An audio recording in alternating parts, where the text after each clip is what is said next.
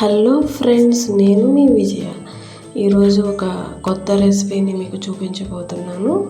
అదే జల్లీ దోశ. దానికి ఏం కావాలో, ఎలా తయారు చేసుకోవాలో చూసేద్దామా? ముందుగా 2 గంటల పాటు నానబెట్టిన 2 కప్పుల సగ్గుబియ్యం.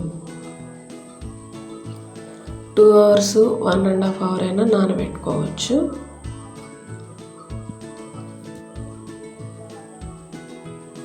తర్వాత 2 పెద్ద ఉల్లిపాయలు సన్నగా తరుముకోవాలి.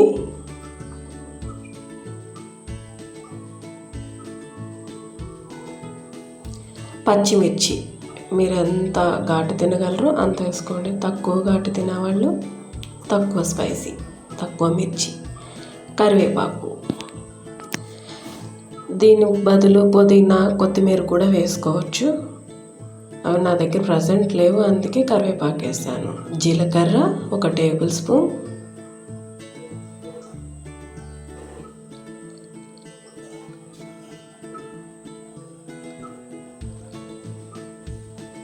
గోధుమ పిండి 2 కప్పులు. 2 కప్పుల సగ్గుబియ్యంకి 2 కప్పుల గోధుమ పిండి.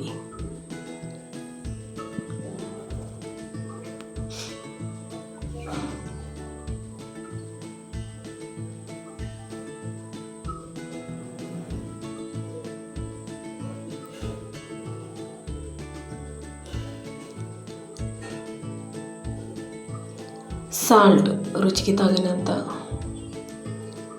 నేనైతే కొంచెం తక్కువే వేసుకున్నానండి.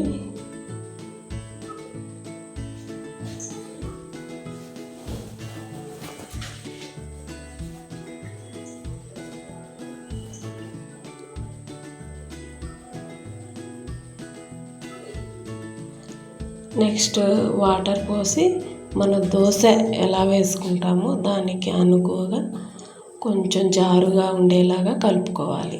ఉండలు లేకుండా మెత్తగా కలుపుకోవాలి.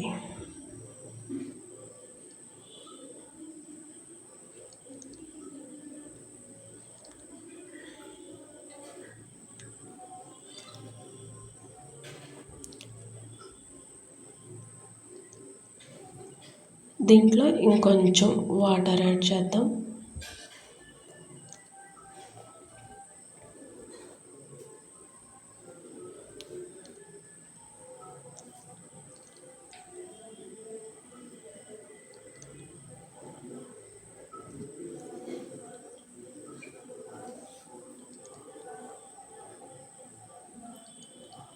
ఎక్కడ ఉండలు ఉండకూడదు. అన్నీ మిక్స్ అయ్యేలాగా నిదానంగా కలుపుకోవాలి.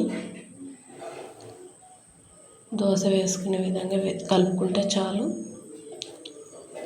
చూసారా, ఇలా కొంచెం మెత్తగా కలిపేసుకున్నాం.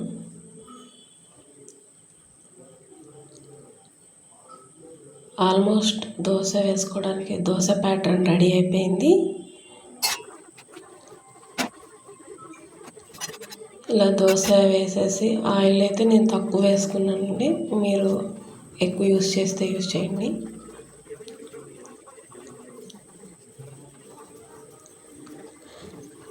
ఈ జల్లీ దోశ అనేది చిన్నపిల్లలు చాలా ఇంట్రెస్ట్గా తింటారు, ఎందుకంటే అది చాలా సగ్గుబియ్యం వేసాం కాబట్టి జల్లీగా క్రిస్పీగా టేస్ట్ అయితే బాగుంటుంది. పెద్దవాళ్ళు, చిన్నవాళ్ళు, ఫుడ్ డైట్ అనుకునే వాళ్ళు కూడా చక్కగా యూస్ చేయొచ్చు.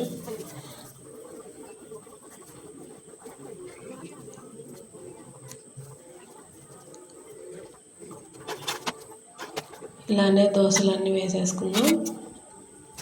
టేస్ట్ అయితే బాగుంటుందండి, మీరు కూడా ఒకసారి ట్రై చేయండి, మీకు కంపల్సరీ నచ్చుతుంది.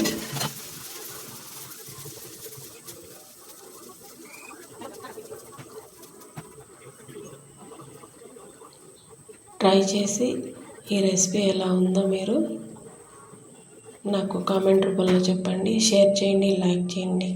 Thank you.